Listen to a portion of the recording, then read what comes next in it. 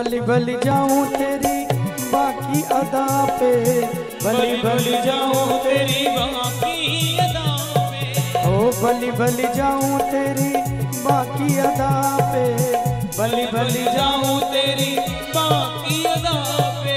ओ लुट गई तिरछी अदा पे, लुट गई तिरछी अदा पे, ओ लुट गई तिरछी अदा पे, ओ लुट गई तिरछी अदा पे। ओ भली भली जाऊं तेरी बाकी अदा पे, भली भली जाऊं तेरी बाकी अदा पे, ओ लुट गई तिरछी अदा पे, लुट गई तिरछी अदा। ओ तेरे प्रीत में मोहन प्रीत में, मोहन प्रीत में सब कुछ हारी, अब कहीं दिल ना लगे, मोहन प्रीत में सब कुछ हारी, अब कहीं दिल ना लगे। ओ बाके मोहन से हो गई मेरी यारी, अब कहीं दिल ना लगे, बाके मोहन से हो गई मेरी यारी, अब कहीं दिल ना लगे, कि अब कहीं दिल ना लगे, अब कहीं दिल ना लगे। ओ मेरा अब कहीं दिल ना लगे, ओ मेरा अब कहीं दिल ना लगे। ओ बाके मोहन से, ओ प्यारे मोहन से, ओ बाके मोहन से हो गई मेरी यारी, अब कहीं दिल ना लगे, बाके मोहन से हो गई मेरी यारी, अब कहीं दिल ना लगे। ओ बाके मोहन से हो गई मेरी यारी, अब कहीं दिल ना लगे, ओ बाके मोहन से हो गई मेरी यारी, अब कहीं दिल ना लगे। ओ बाके मोहन से हो गई मेरी यारी, अब कहीं दिल ना लगे, ओ बाके मोहन से हो गई मेरी यारी, अब कहीं दिल ना लगे। ओ बाके मोहन से हो गई मेरी यारी, अब कहीं दिल ना लगे, बाके मोहन से हो गई मेरी यारी, अब कहीं दिल ना लगे। कि अब कहीं दिल ना लगे, अब कहीं दिल ना लगे। ओ मेरा अब कहीं दिल ना लगे, मेरा अब कहीं दिल ना लगे। ओ बाके मोहन से, प्यारे मोहन से, बाके मोहन से हो गई मेरी यारी, अब कहीं दिल ना लगे, बाके मोहन से हो गई मेरी यारी, अब कहीं दिल ना लगे। ओ बाके मोहन से हो गई मेरी यारी, कि अब कहीं दिल ना लगे, बाके मोहन से हो गई मेरी यारी, अब कहीं दिल ना लगे। कि अब कहीं दिल ना लगे, अब कहीं दिल ना लगे। ओ मेरा अब कहीं दिल ना लगे, मेरा अब कहीं दिल ना लगे। मेरा अब कहीं दिल ना लगे, अब कहीं दिल ना लगे। बोले बाके बिहारी लाल की जय, सदगुरुदेव भगवान की जय, उमापति महादेव की, राधा रानी सरकार की, भक्त वत्सल भगवान की, युगल सरकार की, वेद व्यास जी महाराज की, सुखदेव जी महाराज की, धर्म की, अधर्म का प्राणियों में विश्व का गौ हत्या, गौ माता की विश्व में, विश्व में, विश्व में, ओ शांति शांति शांति।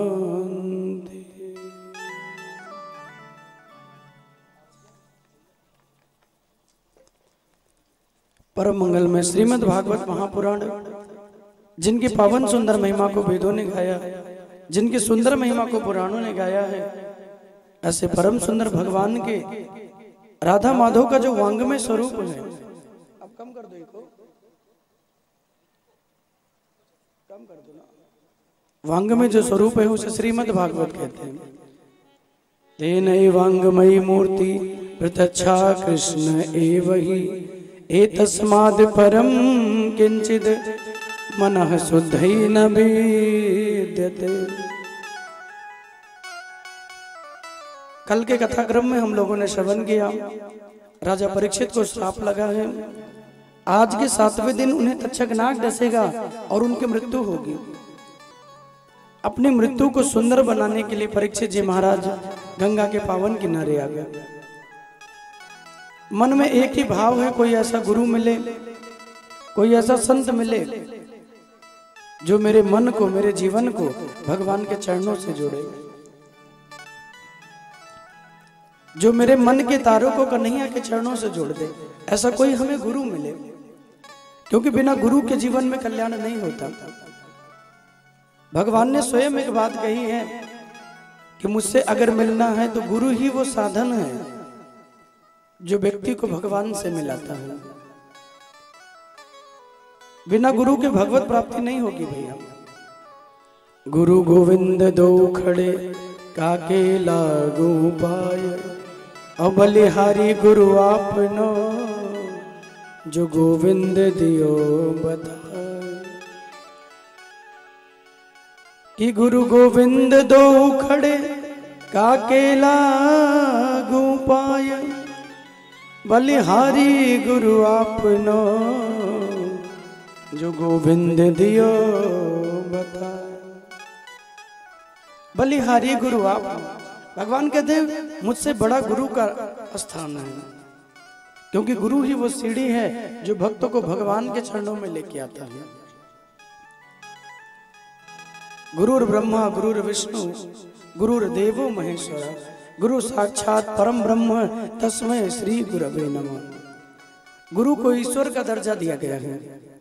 गुरु ईश्वर है, गुरु ब्रह्मा है, गुरु नारायण है, गुरु ही महादेव है। और बिना गुरु के जीवन में भैया कल्याण नहीं होता। कोई ऐसा गुरु मिले, कोई ऐसा संत मिले जो मेरे मन को भगवान से जोड़े। और वो विचार ही कर रहे थे कि उनकी सभा में सुखदेव जी का आगमन हो गया।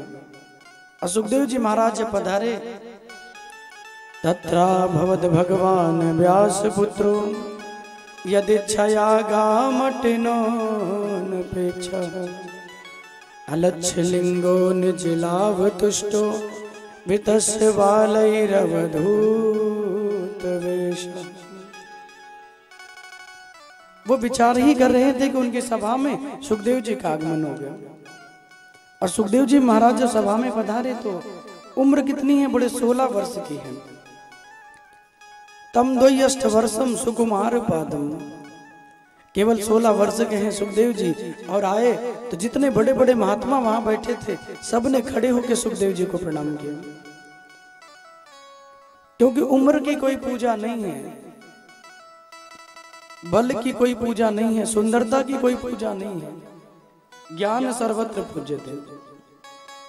व्यक्ति के सत्कर्मों की, व्यक्ति के ज्ञान की ही पूजा है हमारा। कोई बहुत छोटा हो और वो भी अगर ज्ञान दे रहा है तो वो भी पूज्य ही है। इतने बड़े बड़े महात्मा वहां बैठे हैं जिनकी भवें इतने दिन के हो गए, उनकी भवें पृथ्वी में छू के चलती हैं। ऐसे लोमस महात्मा बैठे हैं। सुखदेव जी के पिता वेद व्यास जी बैठे हैं, उनके पिता पराशर जी महाराज बैठे हैं, लेकिन सब ने खड़े होकर सुखदेव जी को प्रणाम किया। राजा परीक्षित ने एक सुंदर सा आसन लगाया और आसन लगा के गुरुदेव भगवान को बिठाया और दोनों हाथ जोड़ के बैठ गए।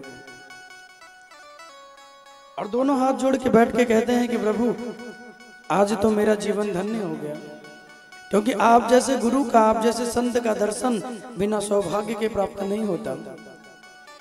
अहो वयम धन्यतमा नृपाणाम महत्तमानुग्रहणीयशीला, राज्ञां कुलम ब्राह्मण पाद शौचाद दूराद वृषिटम बत गृह कर्म।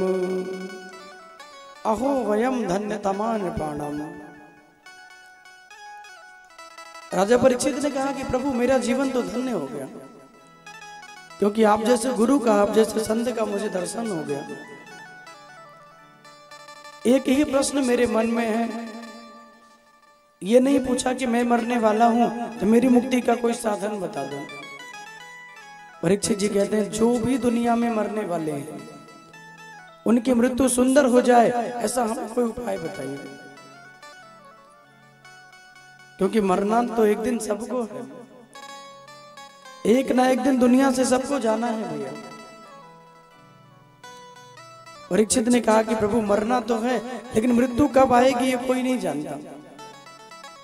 इसलिए जो मरने वाले हैं, जो मृत्यु के मुख में खड़े हैं, उनकी मृत्यु सुंदर हो, ऐसा हमें कोई उपाय बता दीजिए।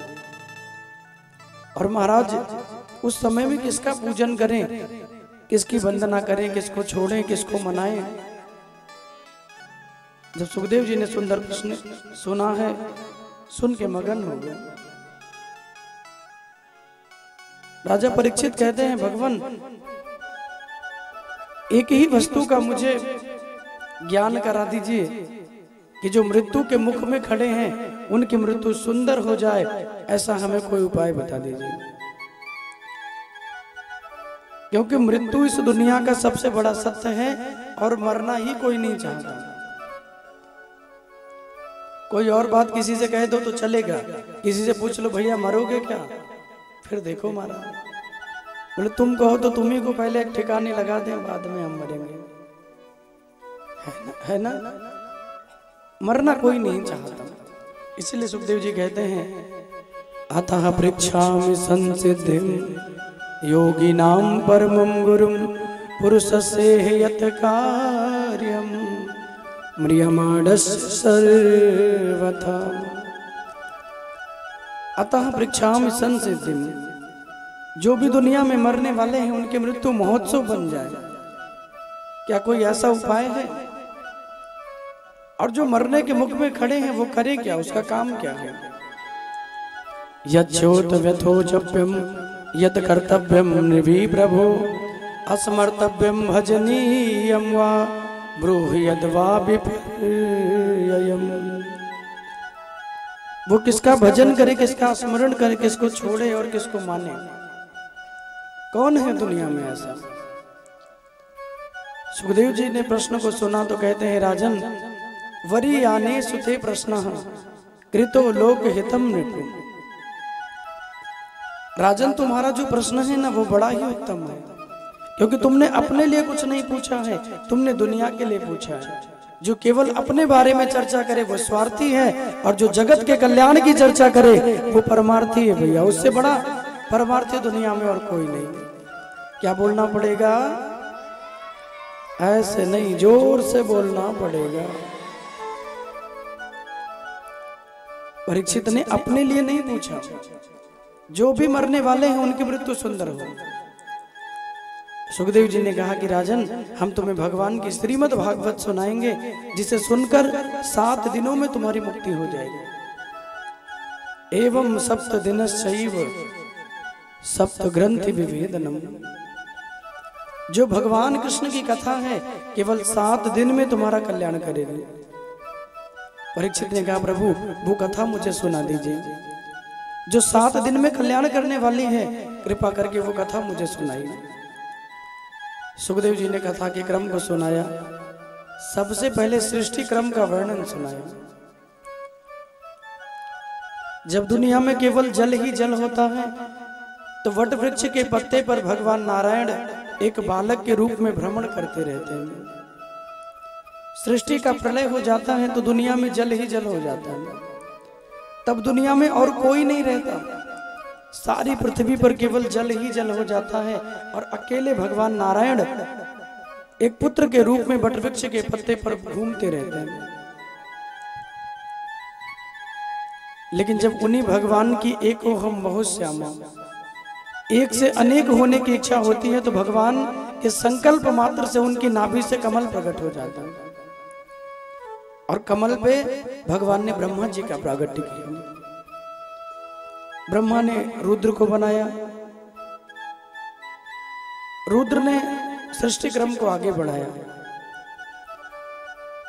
नारायण और ब्रह्मा और महादेव तीनों के द्वारा ही सृष्टि का प्रलय होता है, सृष्टि का सृजन होता है और सृष्टि का पालन होता है।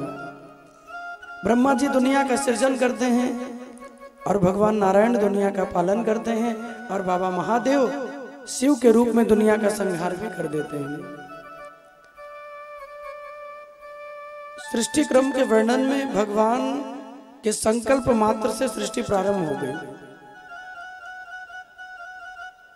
क्योंकि पहले मैथुनी सृष्टि का कोई क्रम नहीं था। पहले मानसिक सृष्टि होती थी, मन के द्वारा जितने बच्चों को चाहा उतनों को बना दिया, मन के द्वारा जितनों को चाहा उतने बन गए। मानसिक सृष्टि प्रारंभ होती थी। लेकिन ब्रह्मा जी ने अपने अग्रभाग से एक स्त्री और पुरुष का जोड़ा प्रकट किया, और जब स्त्री और पुरुष का जोड़ा निकला तो एक का नाम मनु और स्त्री का नाम शत्रुपा रखा। हम लोग मनु जी महाराज के वंशज हैं, इसीलिए हमको मनुष्य कहते हैं, यानी हमको मानव कहते हैं। मनु और शत्रुपा दोनों का विवाह कराया। इनके द्वारा 2 बेटे और 3 बेटियां हुई। आकुति, देवहूति, प्रसूति नाम की 3 कन्या और प्रियव्रत और उत्तानपाद नाम के 2 बेटे हुए। आकुति मैया का विवाह रुचि प्रजापति के साथ किया गया। लेकिन जो देवहूति मैया है, जब उनके विवाह का क्रम आया तो मनु जी महाराज बड़ी चिंता में पड़ गए। चिंता में इसलिए पड़ गए क्योंकि बेटी सुंदर है, सुशील है, गुणवान भी है। वर भी कोई ऐसा मिले जो मेरी बेटी का ख्याल रख सके। तो मनु जी वर ढूंढने के लिए निकल पड़े। और जब वर ढूंढने के लिए निकले तो ढूंढते ढूंढते ढूंढते ढूंढते पूरी दुनिया में घूम रहे हैं। लेकिन जब ढूंढते हुए निकले तो करदम जी महाराज की कुटिया को देखा, और कहीं भी अपने विमानों को रोका नहीं। लेकिन करदम जी के कुटिया को देखा तो अपने विमान को मनु जी ने बाहर रोक दिया। और जब मनु जी का विमान वहां पे रुका तो करदम जी ने सुना कि मनु जी आए हैं, तो आके उनके चरणों में प्रणाम किया। और जब चरणों में आके प्रणाम किया तो मनु जी कहते हैं, हम आपको कुछ देने के लिए आए हैं। मैं अपनी इच्छा से तुमको कुछ देना चाहता हूं।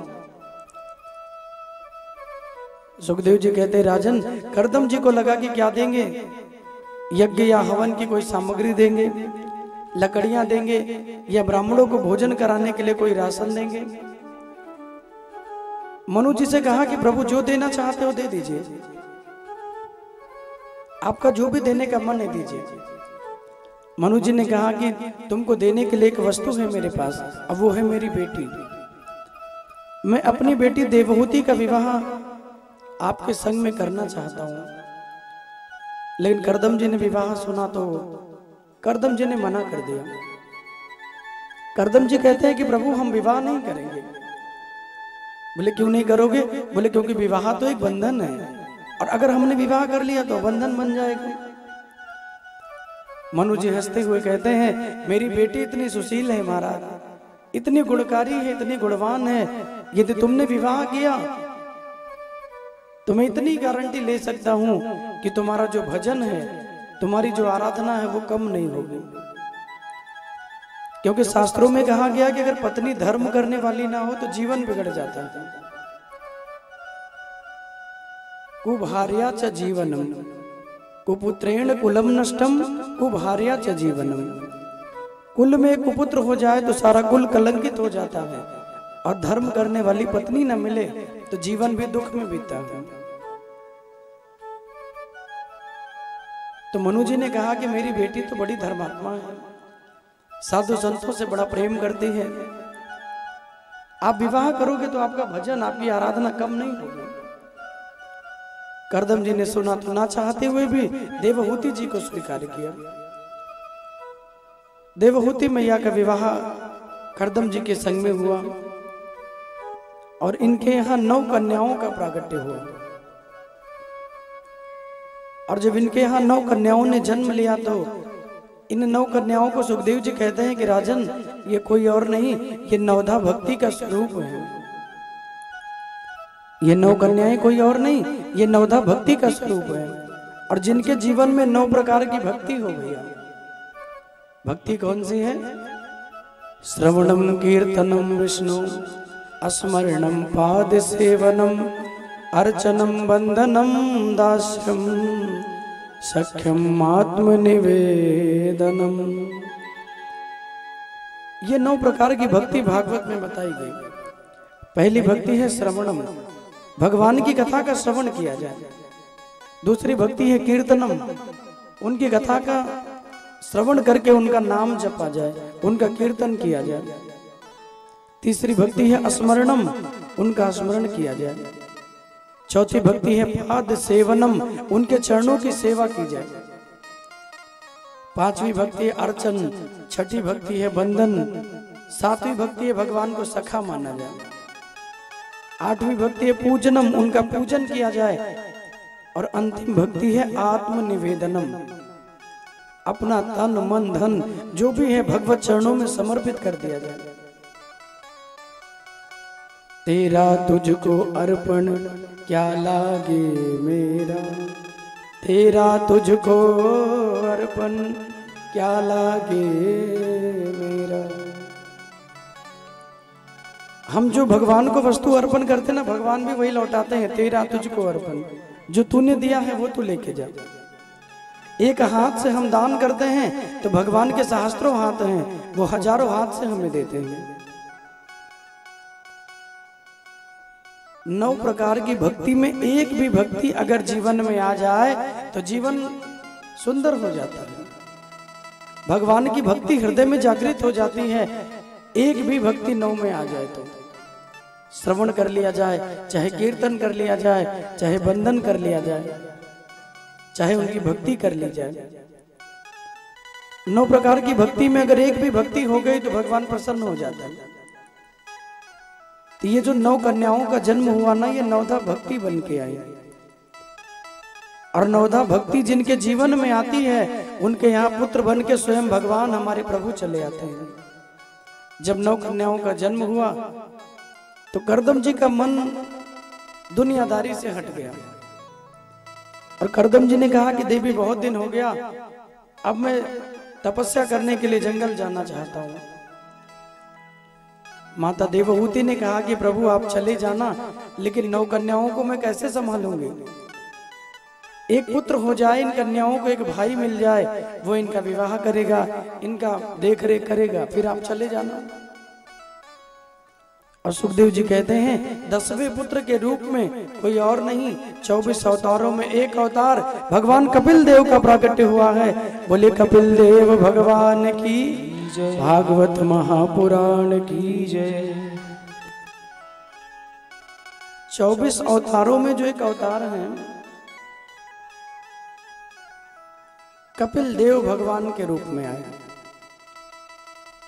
और इन्हीं भगवान ने सांख्य शास्त्र का निरूपण किया है। सांख्य शास्त्र का भगवान ने सृजन किया, बड़ी सुंदर परिकल्पना, बड़ा सुंदर सांख्य शास्त्र का निरूपण किया है। लेकिन एक दिन मैया देवहूति बैठी हैं, जब मैया को पता चला कि मेरा पुत्र कोई और नहीं, वो साक्षात भगवान है, तो एक दिन मैया ने पुत्र को एक उच्च आसन पे बिठाया और उच्च आसन पे बिठा के आज मैया दोनों हाथ जोड़ के बैठ गए और दोनों हाथों को जोड़ के अपने ही बेटे से कहती है, पुत्र आज मुझे पता चला तुम भगवान के ही अंश हो, इसलिए आपकी माँ आपसे कुछ पूछना चाहती है।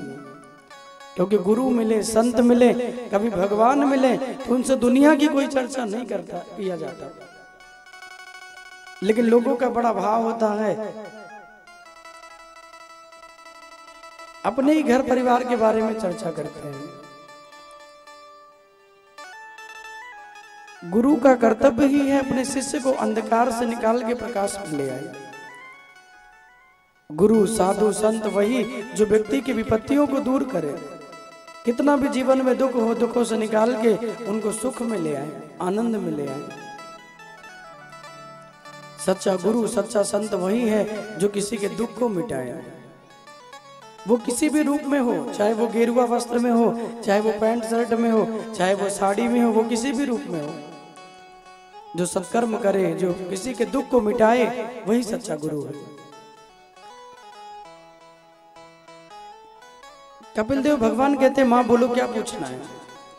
तो मैया कहती है, प्रभु यदि भगवान मानव बना के भेजे तो उसको क्या करना चाहिए। मानव मात्र का कर्तव्य क्या है, वो किसका भजन करे, किसकी सेवा करे, किसका नाम ले, उसे क्या करना चाहिए।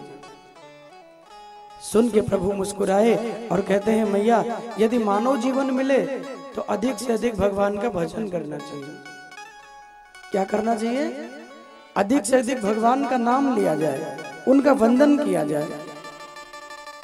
क्योंकि मानव का जो जीवन है ना, बड़े भाग्य मानुष तन पावा, असुर दुर्लभ सदग्रंथन गावा।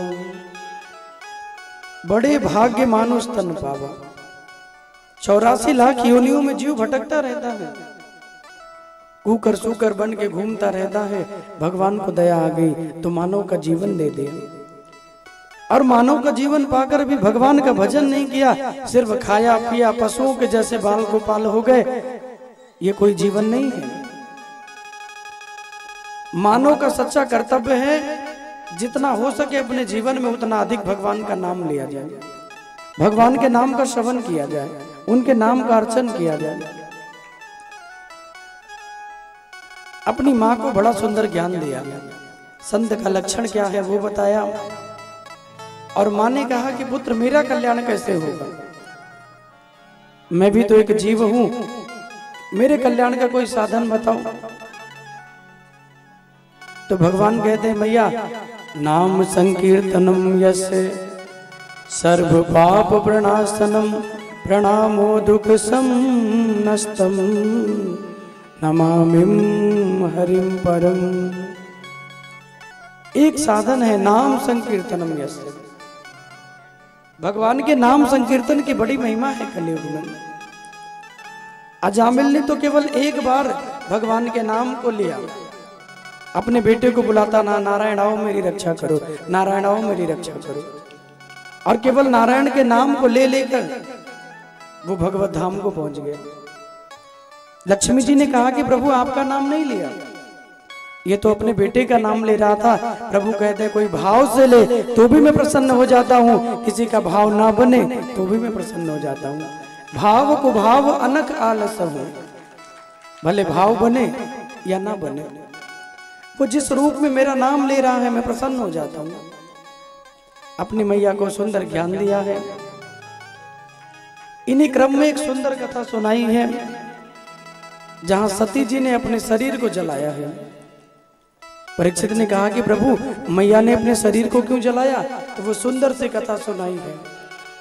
एक बार ताजुग माही, एक बार ताजुग माही, एक बार ताजुग माही, शंभु गए कुम भजरिस सिपाही, शंभु गए तुम भजरी सिपाही।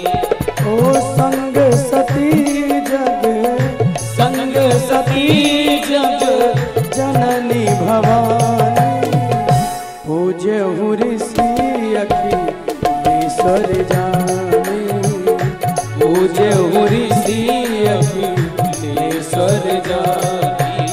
ओ संग सती जग जननी भवानी, संग सती जग जननी भवानी।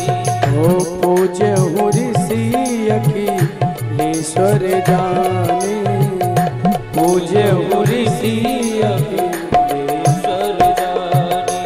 ओ राम कथा मुनि बरज बखानी, राम कथा मुनि बरज बखानी। ओ सुनिया महेश परम सुख मानी, सुनिया महेश परम सुख मानी। ओ राम कथा मुनि, राम कथा मुनि बरज बखानी, सुनिया महेश परम सुख मानी, सुनिया महेश परम सुख मानी। ओ सिया राम जय राम, जय जय राम, सिया राम जय राम, सिया राम जय राम, जय जय राम, सिया राम जय राम, जय जय राम,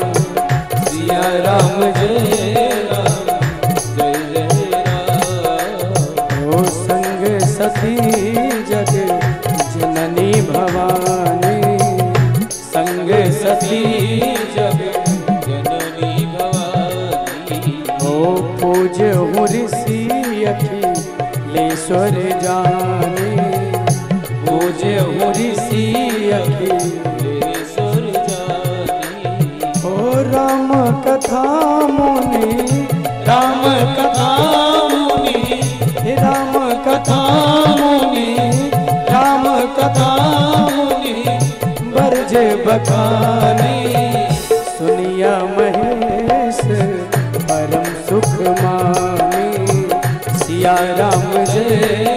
दोनों हाथ उठा के कहिए जितने लोग बैठे हैं, ओ सिया राम जय राम, जय जय राम, सिया राम जय राम, सिया राम जय राम, ओ सिया राम जय राम, सिया राम जय राम, जय जय राम। ओ सिया राम जय राम, जय जय राम, सिया राम जय राम, जय जय राम, सिया राम जय राम, जय जय राम, जय जय राम। बोले सिया बलरामचंद्र की। एक बार त्रेता युग में, त्रेता युग का समय है, भगवान भोलेनाथ का सती जी के साथ विवाह हुआ, और जब भगवान का सती मैया के संग में विवाह हुआ, सती जी को लेकर भगवान कैलाश पे आ गए। देखो जितने भी देवता हैं, जितने भी भगवान हैं, सबने कोई ना कोई घर बनाया है, लेकिन भगवान शंकर के पास कोई घर नहीं है। गर्मी हो, ठंडी हो, बरसात हो, बाबा कैलाश पे ही रहते हैं। किसी ने कहा कि सती जी ने शंकर जी से विवाह क्यों किया, जबकि नारद जी तो समझाने गए थे कि महादेव अवगुण भवन, अविष्णु सकल गुण धाम, महादेव अवगुण भवन, अविष्णु सकल गुण धाम, विष्णु सकल गुण धाम। महादेव तो अवगुणों के भंडार हैं देवी। चिता के भस्म को अपवित्र मानते हैं, कोई चिता जलाने के लिए भी चला जाए तो आके स्नान करता है, लेकिन बाबा तो चिता के भस्म में स्नान करते हैं, और वो अपवित्र वस्तु भी भगवान शिव में आकर पवित्र हो जाती है।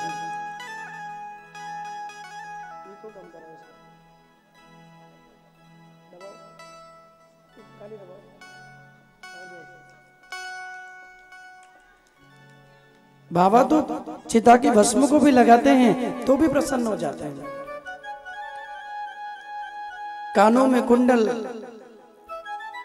गले में माला की जगह भगवान सर्प लपेटते हैं, जनेऊ की जगह भुजंग नाग को धारण करते हैं, वस्त्र भी नहीं पहनते, वस्त्र की जगह बाबा मृग छाला को ओढ़ते हैं।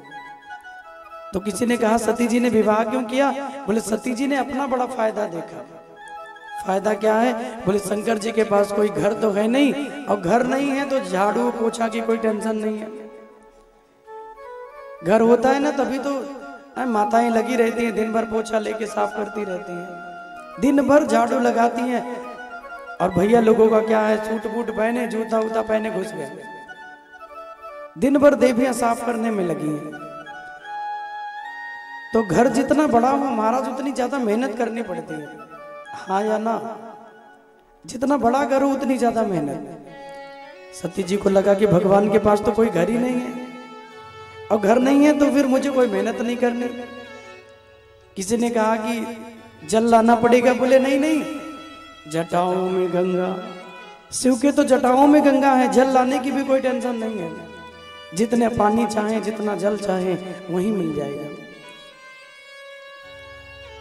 बाबा वस्त्र को तो पहनते नहीं है, शिव जी क्या पहनते हैं, मृग छाला को लपेटते हैं, इसलिए कपड़े धुलने की भी टेंशन नहीं है, क्योंकि कपड़ा धुलने में सबसे बड़ा बवाल है महाराज।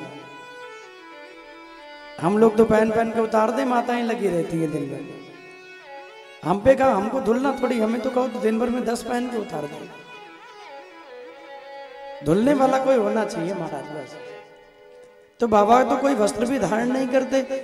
सती को लगा कि कपड़े भी धोने की चिंता नहीं है, और लाइट जाने का कोई टेंशन नहीं है, क्योंकि चंद्रमा 24 घंटा रोशनी देते रहते हैं, लाइट भी जाने का कोई गम नहीं। तो भगवान शंकर के पास हर एक फायदा है भैया, हर एक फायदा है। पीछे कर दो, पीछे कर दो भैया, पीछे, एकदम पीछे। भगवान शंकर के पास ऐसी कोई वस्तु नहीं है जिसमें सती जी को लगना पड़े, ऐसी कोई वस्तु नहीं है। इसलिए सती जी को लगा कि मैं इन्हीं से विवाह कर लूंगी तो कोई काम नहीं करना पड़ेगा। बाबा तो भोजन भी नहीं करते कि अनेक प्रकार के व्यंजन बनाना पड़ेगा। भोला भांग तिहारी मैं तो घोटत घोटत हारी, हो तेरी एक दिना की होए तो घोटूं और रोज न घोटी जाए, हो तेरी एक दिना की होए तो घोटूं रोज न घोटी जाए। अरे भोला भांग तिहारी नित्य घोटत घोटत हरी, अरे भोला भांग तिहारी हो मैं तो घोटत घोटत हरी। सती को लगा कि बाबा भोजन भी नहीं करते हैं, बस भांग पी के बाबा मस्त रहते हैं। भांग बना के दे दिया, पिला दिया भोलेनाथ को, एकदम आनंद में। लेकिन जब विवाह करके बाबा इनको लेके आए तो सती जी बैठी। देखो पत्नी या पति वही श्रेष्ठ है जो जब भी कोई चर्चा करे तो भगवान से संबंधित कोई चर्चा करे। हम लोग क्या करते हैं, बोले जब समय मिला तो अपने पड़ोसी की चर्चा करते हैं। अरे तूने देखा उसकी देवी ने कितनी अच्छी साड़ी आज पहनी थी, देखा कि नहीं? अरे देखा कितनी बड़ी गाड़ी लेके आए हैं, अरे देखा उनका घर बन रहा है। यही देखा में ही हमारा समय चला जा रहा है। किसी और के अंदर गुण और दोष निकालना बंद करें, क्योंकि जितनी बुराई है दुनिया की वो हम में है और जितनी अच्छाई है वो सामने वाले में है। लेकिन ये कभी हम सोचते ही नहीं है। हमारा आपका भाव क्या होता है, बोले दुनिया की जितनी अच्छाई है वो सब हमारे अंदर है और जितनी बुराई है वो सामने वाले में है। लेकिन कबीरदास जी कहते हैं कि बुरा जो देखन में चला तो बुरा न मिलिया कोई, बुरा जो देखन में चला तो बुरा न मिलिया कोई, और जब ढूंढने के लिए निकले तो मुझसा बुरा ना कोई। कबीरदास जी कहते हैं दुनिया को अपने अंदर कोई बुराई नहीं नजर आती, लेकिन कबीर बाबा कहते हैं जब मैं देखने गया तो पूरी दुनिया मुझे अच्छी नजर आई और दुनिया की जितनी बुराई है भैया वो अपने ही अंदर हमें नजर आई। सच यही है, सामने वाले में जितनी हो सके अच्छाइयों का दर्शन करें, क्योंकि हमारी नजर अगर सही हो जाए, नजरिया सही हो जाए तो सब कुछ सही हो जाएगा। कोई काला चश्मा पहन के निकले धूप में और उसे लगे कि पूरी दुनिया काली काली नजर आ रही है, तो क्या दुनिया काली है? कोई लाल चश्मा लगा के निकले तो लगे पूरा लाल लाल है, वो तो उसके चश्मे का प्रभाव है कि दुनिया काली लाल या नीली नजर आती है। उसी प्रकार अपने नेत्रों को जिस प्रकार बनाएंगे दुनिया आपको वैसी नजर आएगी। किसी में आप बुराई ढूंढते हैं तो सारी अच्छाई भी आपको बुराई नजर आएगी, और किसी में अगर आप अच्छाई ढूंढते हैं तो उसकी जितनी भी बुराई है वो भी आपको अच्छाई में नजर आएगी। आप हम में अगर अच्छाई ढूंढोगे तो मैं कुछ बुरा भी कह दूंगा, वो भी आपको अच्छा ही लगेगा। लेकिन आपने पहले से ही सारी बुराई ढूंढ के रखी है, तो हम भैया कितना भी अच्छा आपको बताएं या कोई भी बताए आप नहीं मानोगे। सती जी ने चर्चा की तो भगवान की कथा की चर्चा की, और बाबा भोलेनाथ कहते हैं देवी तुम्हारा जीवन धन्य है। हे सती महारानी तुम धन्य हो, क्योंकि तुमने भगवान से संबंधित कोई चर्चा की। दुनिया के लोग मिलते हैं तो बस अपने पड़ोसी की चर्चा करते हैं, अपने परिवार की चर्चा करते हैं, लेकिन देवी तुम धन्य हो क्योंकि तुमने भगवान की चर्चा की है। सती जी कहती है मुझे भगवान की कथा सुना दो।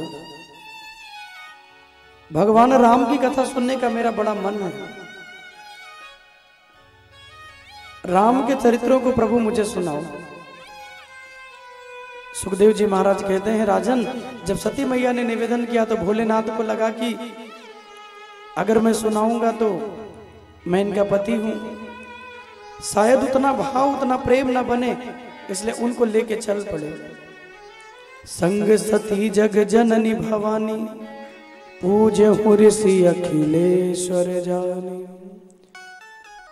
संग सती, कथा का यही नियम है कि पति और पत्नी को संग में सुनना चाहिए अगर संभव है तो, क्योंकि भोलेनाथ चाहते तो सती को अकेले भेज देते, लेकिन भगवान की कथा सुनने का जो अवसर मिला है ना, वो बार बार नहीं मिलता। शिव को लगा के प्रभु की कथा सुनने का जो मुझे अवसर मिला है वो बार बार नहीं मिलेगा, इसलिए भगवान भोलेनाथ भी चल दिए। गोस्वामी जी कहते हैं दोनों कथा सुनने के लिए आए। बाबा अगस्त के आश्रम में आए और अगस्त के आश्रम में जब प्रवेश किया है तो अगस्त जी ने देखा भोलेनाथ आए हैं, तो वहीं से भोलेनाथ को प्रणाम किया। शंकर जी ने वक्ता जान के बाबा अगस्त के चरणों में प्रणाम किया और अगस्त जी ने देवों के देव महादेव जानकर शिव के चरणों में प्रणाम किया। कर्पूर गौरम करुणावतारम संसार सारम भुजगेन्द्रहारम सदा वसंतम हृदयारविंद भवम भवानी सहितम नमामि। भगवान कैसे हैं? बोले कर्पूर गौरम, कपूर के समान गोरे हैं। लेकिन आपने जहां भी देखा होगा भोलेनाथ सांवले ही नजर आते हैं। बोले जो जिनको जितना भजता है, जिनकी जितना नाम लेता है, उनका स्वरूप भी उनके ही जैसा हो जाता है। शिव जी किसका नाम लेते हैं? राम जी का। और राम जी कैसे हैं? सांवरे सलोने। राम जी के नाम को जपते जपते जपते बाबा महादेव गोरे तो हैं, लेकिन वो भी श्याम वर्ण के हो गए। और सुखदेव जी कहते हैं कि राजन, जानते हो जब बाबा महादेव ने विष का पान किया तो उससे पहले भी बाबा कपूर के समान गोरे थे, लेकिन उस नीले जहर को पीने के कारण बाबा का जो रंग है वो श्याम वर्ण का हो गया, सांवले हो गए भोलेनाथ। अगस्त जी को प्रणाम किया तो सती मैया ने देखा, बोले चलो ठीक है, श्रोता बन के आए हैं, वक्ता को प्रणाम किया है, लेकिन महाराज श्रोता बन के आए, वक्ता को प्रणाम किया, ठीक है, लेकिन बाबा अगस्त ने भोलेनाथ को क्यों प्रणाम किया? इससे किंतु परंतु में सती मैया का मन लगा। बाबा ने पूरी कथा सुना दी, लेकिन सती जी का मन नहीं लगा। राम कथा मुनिवर बखाने, सुनिया महेश परम सुख माने। पूरी कथा बाबा ने सुनाई, लेकिन सुना किसने? सुनिया महेश। अगस्त जी कथा को सुनाते हैं, सुनने के लिए सती जी आई, लेकिन सुन कौन रहा है? बाबा भोलेनाथ। इसलिए कहते कथा सुनने का अधिकारी हर कोई नहीं है।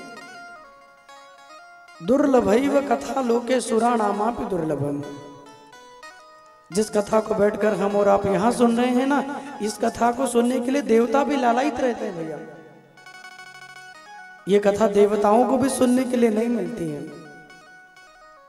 स्वर्ग में आपको हर चीज मिलेगा, दुनिया की जितनी सुख सुविधा है वो सब मिलेगी, लेकिन भगवान की कथा तो केवल कलयुग के व्यक्तियों को मिलती है, फिर तो लोक के वासियों को मिलती है। दुर्लभैव कथा लोके। भगवान की जो कथा है वो बड़ी दुर्लभ है। जिस पर भगवान की विशेष कृपा हो उसे ही भगवान की कथा सुनने को मिलती है। बाबा भोलेनाथ ने तो बहुत प्रेम से कथा को सुना, लेकिन सती जी का मन नहीं लगा। और जब सती जी का मन नहीं लगा तो सती जी बैठी तो हैं, लेकिन कथा सुनने में ध्यान नहीं लगा। पूरी कथा बाबा ने सुना दी और दोनों ने प्रणाम किया और प्रणाम करके चल पड़े। जिनके लिए कथा हुई वो नहीं सुन पाई, लेकिन बाबा महादेव ने पूरी कथा का आनंद लिया। और कहते हैं महाराज जब सुन के दोनों जाने लगे तो वहीं भगवान राम जी की रामलीला हो रही थी। रावण माता जानकी को चुरा के ले गया है। लक्ष्मण और राम जी दोनों सीता जी को ढूंढ रहे हैं। लताओं से, पत्तों से, वृक्षों से पूछते हैं कि आपने मेरी जानकी को देखा है? और उधर से वो पूछते ढूंढते हुए आ रहे हैं, यहां से सती और भोलेनाथ जा रहे हैं। लेकिन दूर ही राम जी को देखा तो भोलेनाथ जी समझ गए ये प्रभु की लीला है, इसलिए भोलेनाथ जी नजदीक नहीं गए। शिव ने दूर से ही राम जी के चरणों में प्रणाम किया, धरती पे दंड की तरह दंडवत लेट गए और लेट के भगवान को प्रणाम किया कि सोई मम इष्ट देव रघुबीरा और सेवत जाई सदा मुनि धीरा। कि सोई मम इष्ट देव रघुबीरा और सेवत जाई सदा मुनि धीरा। सेवत जाई सदा मुनि धीरा। सोई मम इष्ट, सती से कहते हैं देखो देवी, जिन राम की कथा सुन के तुम्हारी हो वही मेरे राम है। जिनकी कथाओं को सुन के तुम्हारी हो वही राम जी सामने से आ रहे हैं, देखो तो सही। सती ने देखा ये राम है। सोई मम इष्ट देव रघुबीरा, देवी जो अपने हृदय में मैं जिनका नाम लेता हूं ये वही मेरे राम है। दशरथ के रघुनंदन राम और लक्ष्मण ये दोनों भैया हैं। सती जी को बड़ी हंसी आ गई। सती जी हंसते हुए कहती है महाराज, एक साधारण से राजकुमारों को देखकर आपको लगता है कि ये भगवान है? अरे जिनको ये नहीं पता कि उनकी पत्नी को चुरा के कौन ले गया, आप कह रहे हो कि ये भगवान है, मैं कैसे मान लूं? शंकर जी ने अनेक प्रकार से समझाया, और जब शिव जी ने अनेक प्रकार से समझाया तो लेकिन फिर भी सती का मन नहीं लगा। बोले प्रभु मैं नहीं मानूंगी, अगर ये भगवान होते तो ऐसे बन बन घूमते। शिव ने कहा कि ये मानो कि लीला कर रहे हैं, भगवान को श्राप मिला है। लेकिन सती जी की तो बुद्धि बिगड़ी है, भगवान से कहती हैं बिना परीक्षा लिए मैं नहीं मानूंगी। अगर आप मुझे परीक्षा लेने का आदेश दें तो मैं जाके परीक्षा लूं। भोलेनाथ ने कहा कि देवी दुनिया में कोई मिले तो उसकी परीक्षा लो, कोई साधु संत मिले तो समीक्षा लो, लेकिन कभी भगवान से मिलना हो तो न परीक्षा न समीक्षा, भगवान के लिए प्रतीक्षा करनी चाहिए, भगवान के लिए इंतजार होना चाहिए। भगवान परीक्षा के विषय नहीं है, वो समीक्षा के भी विषय नहीं है, ठाकुर जी तो प्रतीक्षा के विषय हैं। जो जिनके लिए जितना इंतजार करता है, जो जितनी प्रतीक्षा करता है वो उतना ही भगवान के नजदीक चला जाता है। लेकिन सती जी नहीं मानी और सती ने कहा कि प्रभु मैं परीक्षा लेके आऊंगी। शंकर जी समझ गए कि सती का अब कल्याण नहीं है, जो स्वयं नारायण की परीक्षा लेने के लिए जा रही है तो इनका पता नहीं क्या होगा। और जब जाने लगी तो शंकर जी ने कहा कि देवी देखो परीक्षा लेने के लिए तो जा रही हो, लेकिन परीक्षा थोड़ा ध्यान से लेना, कहीं ऐसा ना हो कि तुमको लगे कि वो साधारण राजकुमार हैं, लेकिन मैंने तुमको कहा है ना कि वो भगवान है। परीक्षा लेना लेकिन थोड़ी मर्यादा में रह के लेना। स्त्री स्वभाव के कारण कहीं ऐसा ना हो कि मर्यादा भूल जाओ और भगवान का अपमान हो जाए। सती ने कहा कि आप चिंता मत करिए, मैं मर्यादा में रह के ही परीक्षा लूंगी। और सती जी चल पड़ी। सती की ने सीता कर वेशा, आगे बढ़ी तो जानकी का वेश बना लिया। जिनको रावण चुरा के ले गया ना, सती जी ने माता सीता का वेश बनाया और सीता जी का वेश बना के चल पड़ी। सोचा कि देखेंगे राम और लक्ष्मण अपनी पत्नी समझ के दौड़ के मेरे पास आएंगे, और जैसे मेरे पास आएंगे मैं प्रकट हो जाऊंगी। जब मेरे पास आएंगे तो मैं प्रकट हो जाऊंगी और तब भोलेनाथ से कहूंगी यही आपके इष्ट हैं। सोई मम इष्ट देव रघुवीर, आपने कहा था, क्या यही आपके इष्ट होंगे? जानकी माँ का वेश बनाया और सीता जी का वेश बना के चल पड़े। जिन रास्तों पे भैया राम और लक्ष्मण दोनों चले आ रहे थे, ए बेटा दौड़ो मत यहां से, जिन रास्तों पे राम और लक्ष्मण चले आ रहे थे ना, उन्हीं रास्तों पे पहुंच गए। राम जी के आगे आगे सीता जी चलने लगी। सीता कौन?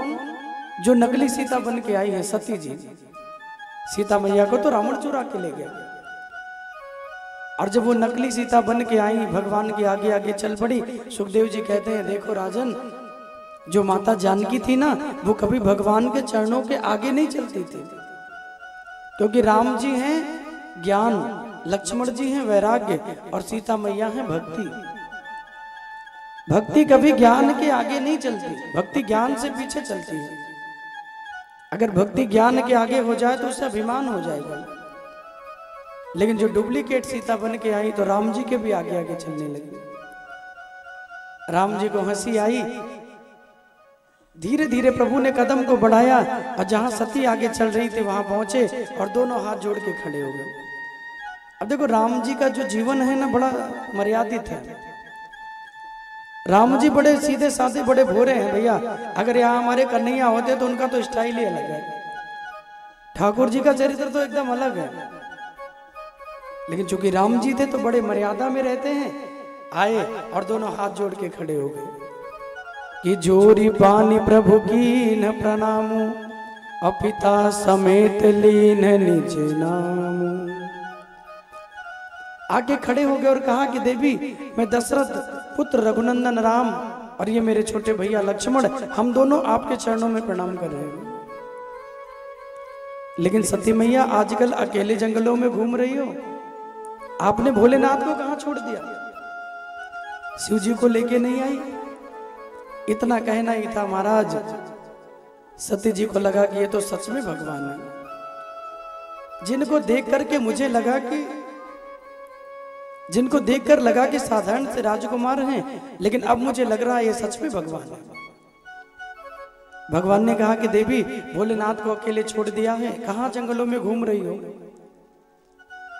स्त्री का विवाह के बाद ऐसे अकेले घूमना अच्छा नहीं है। सती जी दोनों नेत्र बंद करके वहीं बैठ गई। राम जी इतना बोले और इतना बोल के आगे बढ़ गए। और जब राम जी आगे बढ़े तो सती जी ने नेत्र को खोला तो जहां देखई तहां प्रभु आसीना और सेवत सिद्ध मुनीस प्रवीणा। अब नेत्रों को खोल के जहां भी देख रही हैं वहां राम लक्ष्मण सीता तीनों का दर्शन हो रहा है। अब तक तो केवल राम और लक्ष्मण ही थे, लेकिन अब जब नेत्र खुले हैं तो तीनों का दर्शन हो रहा है भैया। राम जी का भी, लक्ष्मण जी का भी और सीता मैया का भी। सती जी सोच रही हैं कि देखो महाराज अब तक तो दो ही थे, अब तो तीनों का दर्शन हो रहा है। ये तो पहली बार देखा है, जो नहीं है वो भी प्रकट हो गया। सती को बड़ी लज्जा आई और जो सती को बड़ी लज्जा आई नेत्रों को बंद करके बाबा भोलेनाथ के पास चल पड़ी। हरि नाम गाते हुए भोलेनाथ ने कहा था कि देवी जब तक लौट के नहीं आओगी तब तक मैं कहीं जाऊंगा नहीं। जब तुम लौट के आओगी तो इसी वट वृक्ष के नीचे तुम्हें मिलूंगा। और आज सती महारानी जब लौटी हैं, सती गई जहां प्रभु सुख धाम अस कही जपन लगे शिव नामा।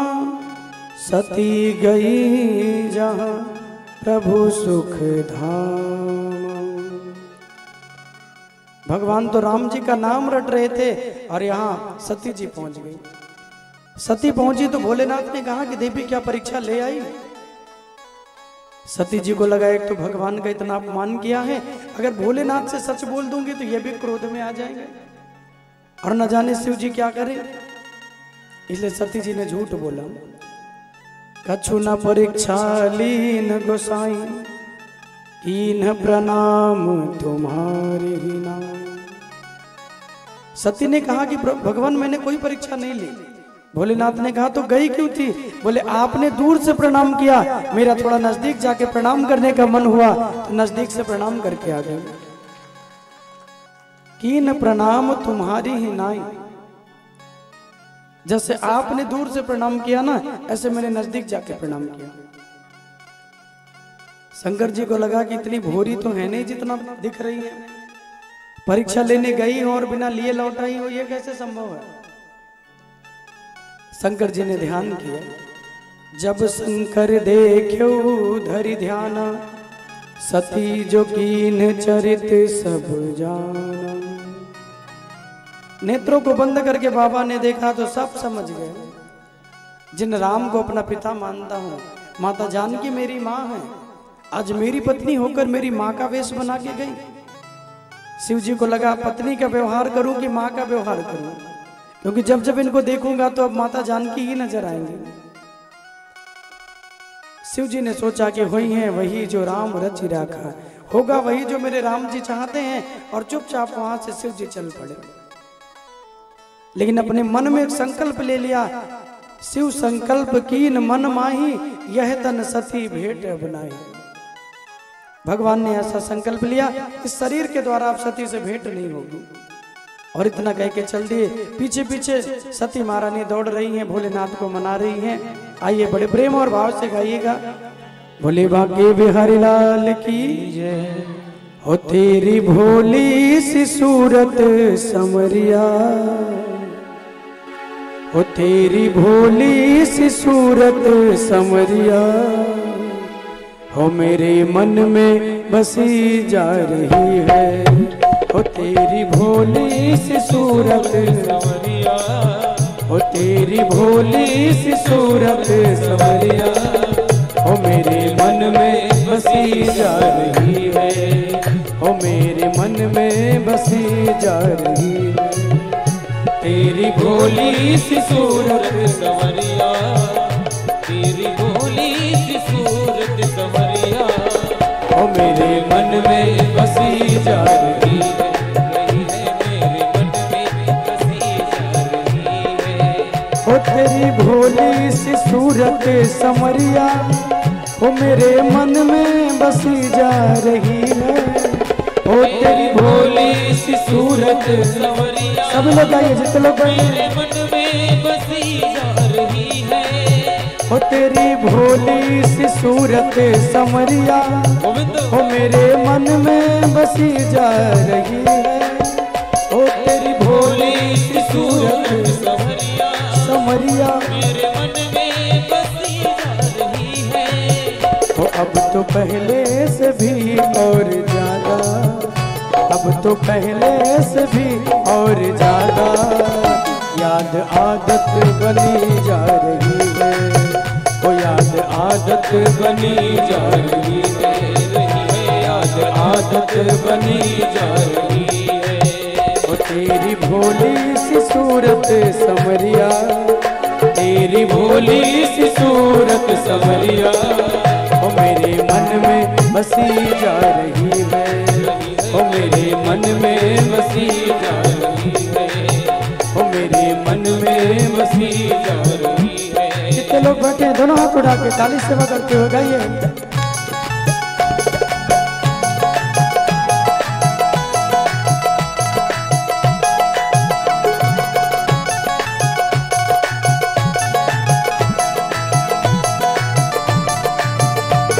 बोले बाके बिहारी लाल की जय। दोनों हाथों से ताली सेवा करते हुए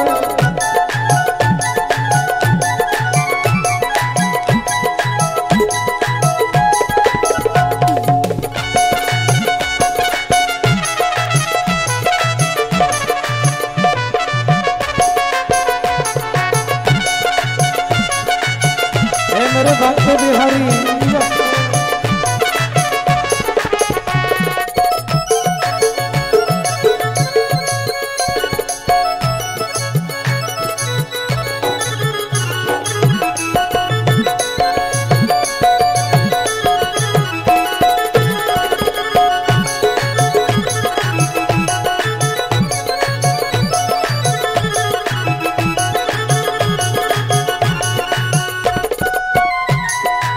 मेरे बाके बिहारी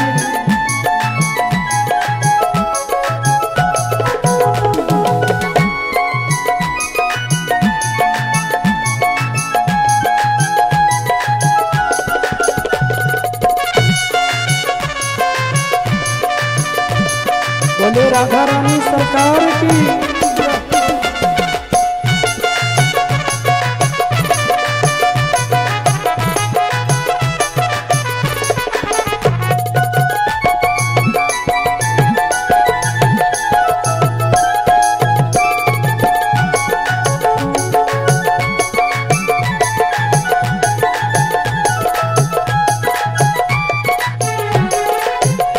मिल भी जाओ ये रिश्ता ठिकाना, ओ मिल भी जाओ ये रिश्ता पुराना, मिलोगे बता दो ठिकाना, ओ मिल भी जाओ ये रिश्ता पुराना, कहाँ मिलोगे बता दो ठिकाना, मिल भी जाओ ये रिश्ता पुराना, पुराना, कहाँ मिलोगे बता दो ठिकाना।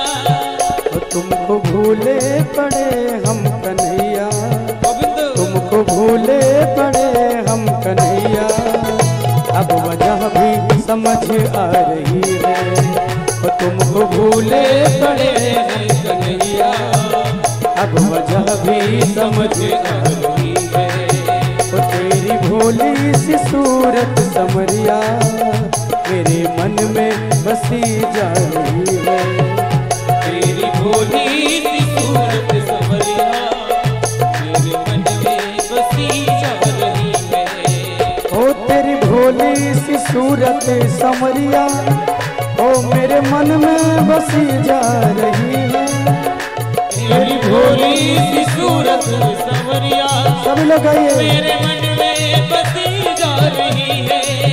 ओ तेरी भोली सी सूरत समरिया ओ मेरे मन में बसी जा रही है, तेरी भोली सी सूरत समरिया एक नैया मेरे मन में बसी जा रही है। ओ तेरी भोली सी सूरत समरिया, तेरी भोली सी सूरत समरिया मेरे मन में बसी जा रही है, तेरी भोली सी सूरत समरिया मेरे मन में बसी जा रही है। ओ मेरे मन में बसी जा रही है, मेरे मन में बसी जा रही है। जिनको जिनको आनंद आ रहा हो दोनों हाथ ऊपर करके पीछे तक,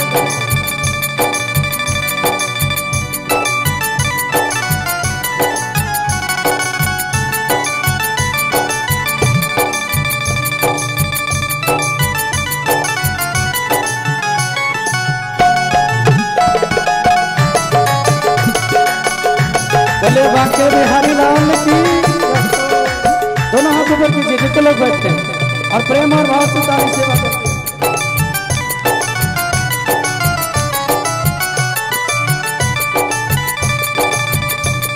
भले बांके बिहारी लाल की,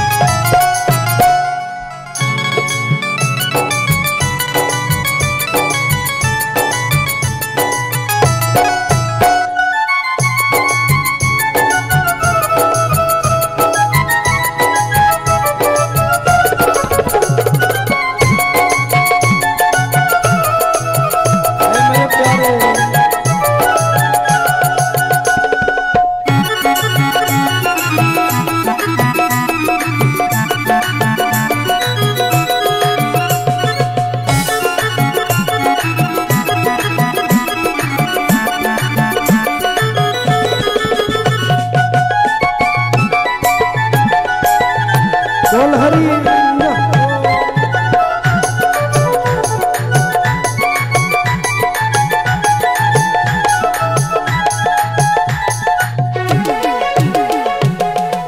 उन गोपियों से हमको मिला दो, और रास करते कहाँ तुम बता दो, उन गोपियों से हमको मिला दो, रास करते कहाँ तुम बता दो, उन गोपियों से हमको मिला दो, रास करते कहाँ तुम बता दो, उन गोपियों से हमको मिला दो, रास करते कहाँ तुम बता दो।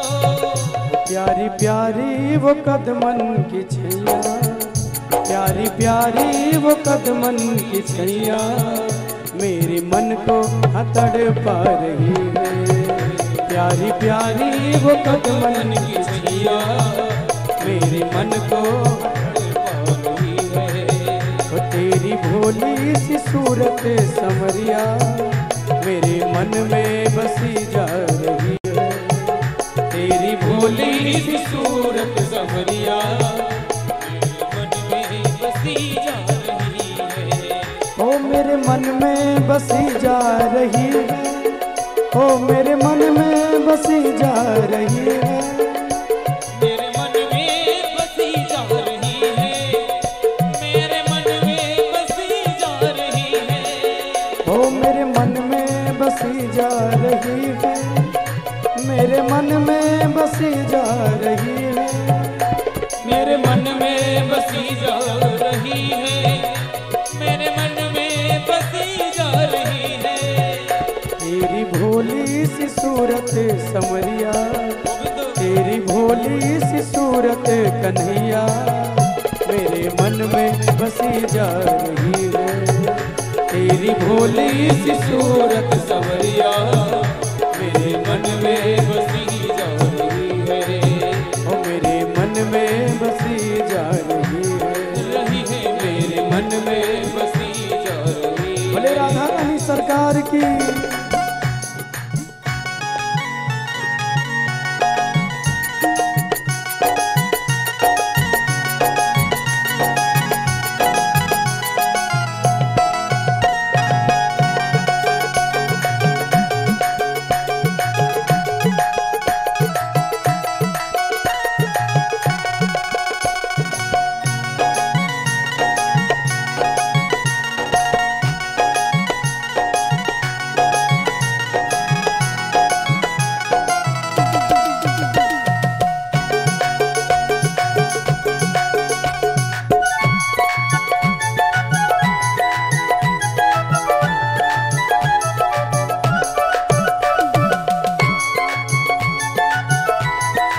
गाइए प्रेम और भाव से।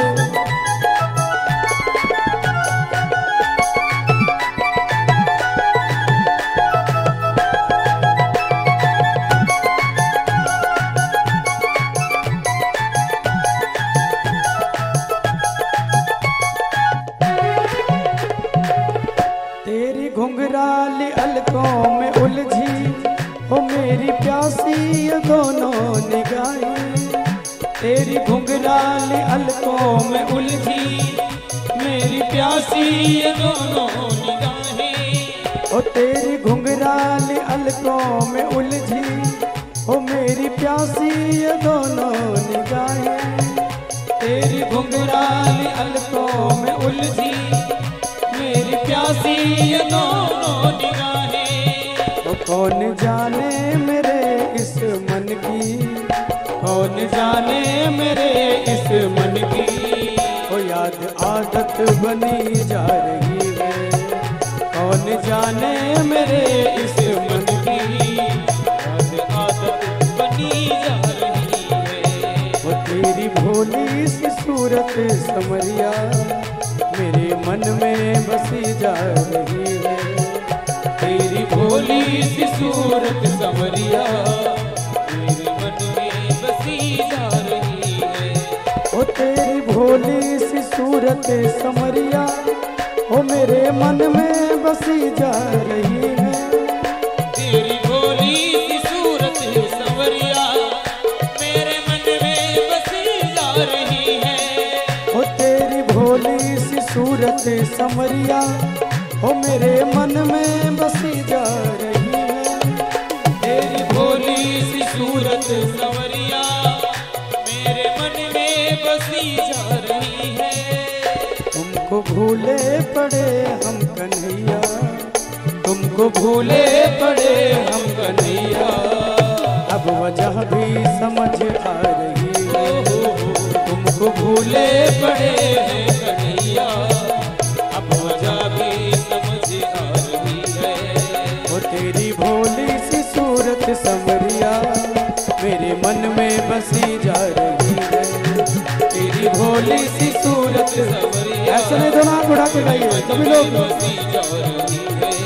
ओ तेरी भोली सी सूरत समरिया मेरे मन में बसी जा रही है। तेरी भोली सी सूरत संवरिया मेरे मन में बसी जा रही है।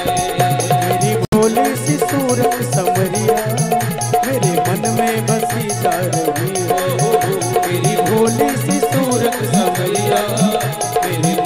में बसी जा रही है, मेरे मन में बसी जा रही है, मेरे मन में बसी जा रही है, मेरे मन में बसी जा रही है, मेरे मन में बसी जा रही है। क्या बोलना पड़ेगा? ऐसे नहीं, जोर से बोलना पड़ेगा, और जोर से बोलना पड़ेगा। कल मैंने क्या कहा था कि जब भी मैं कहूं क्या बोलना पड़ेगा, तो जितने लोग बैठे हैं दोनों हाथ उठा के राधे राधे।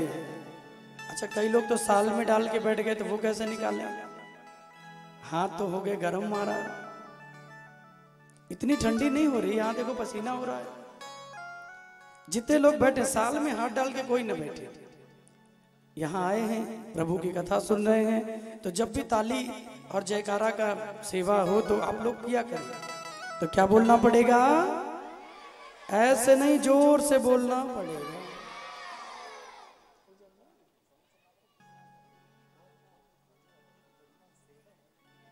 सुखदेव जी महाराज कहते हैं कि राजन,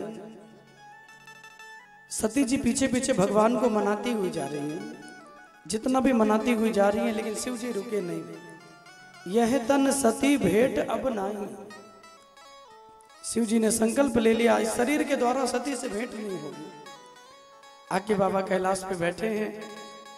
बीते सम्मज सहज 87, हजारों वर्ष बाबा समाधि में चले गए। अब बड़े दिन के बाद जब शिव जी की समाधि टूटी है, तो शिव जी का नियम है, राम नाम लेके समाधि लगाते हैं और राम नाम लेके समाधि छोड़ते हैं। राम के नाम को गा के ही इनकी समाधि लगती है और राम के नाम को गा के ही इनकी समाधि उतरती है। राम नाम शिव सुमिरन लागे, और जानहु सती जगत पति जागे। जैसे भोलेनाथ की वाणी से राम निकला, सती को लगा शिव जी जग गए।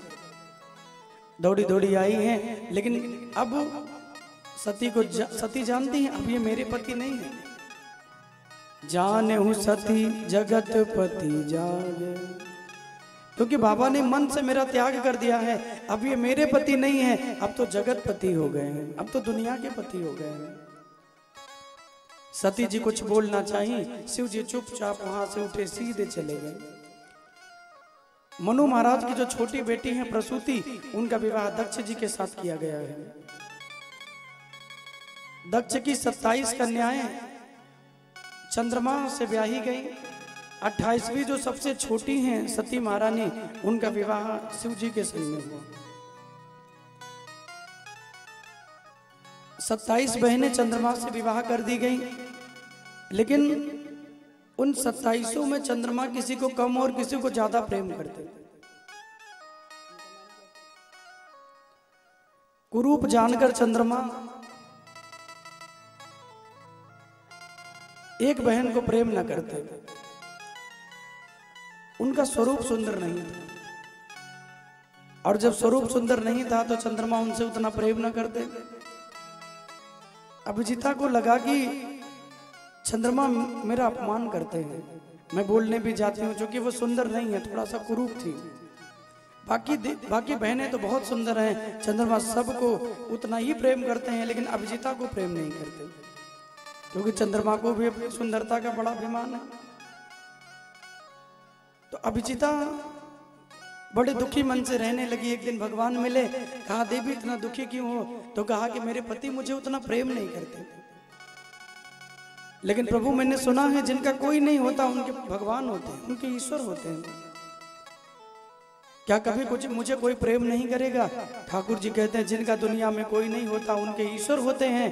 और देवी तुम चिंता मत करो, चंद्रमा तुम्हें प्रेम करे ना करे, लेकिन तुम्हारा जब अगला जन्म होगा तो तुम मेरी बांसुरी बन के आओगे। वही अभिजीता भगवान की बंसी बन के आई है। जिन बांसुरी को भगवान अपने होठों पर रखकर और बांसुरी के स्वर को छेड़ते हैं तो तीनों लोगों में आनंद आ जाता है। ऐसी भगवान की वो बांसुरी है भैया, कि गजब की बांसुरी बजती है वृंदावन बसैया की। तारीफ करूं मुरली की या मुरलीधर कन्हैया। कि गजब की बांसुरी बजती है वृंदावन बसैया की। तारीफ करूं मुरली की या मुरलीधर कन्हैया की।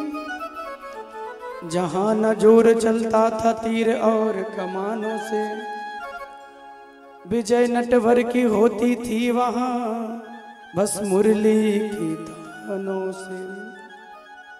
विजय नटवर की होती थी वहां बस मुरली की तानों से। भगवान की बांसुरी इतनी सुंदर है, वही अभिजिता एक बांस बन के उगी हैं, जिन बांस को भगवान ने अपनी बंसी बनाया है।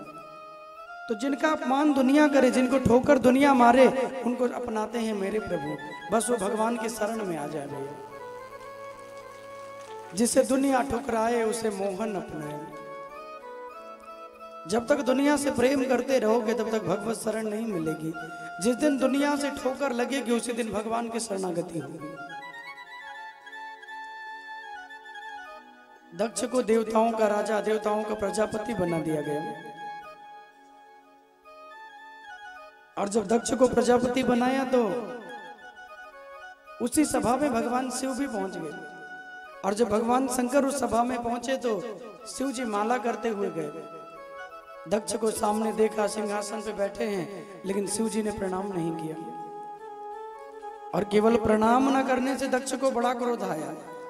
इसीलिए कहते हैं जब तक पद बल धन अभिमान संपत्ति नहीं होती तब तक व्यक्ति को अभिमान भी नहीं होता। धन हो जाए, संपत्ति हो जाए, कोई पद मिल जाए तो व्यक्ति को अभिमान भी आ जाता है।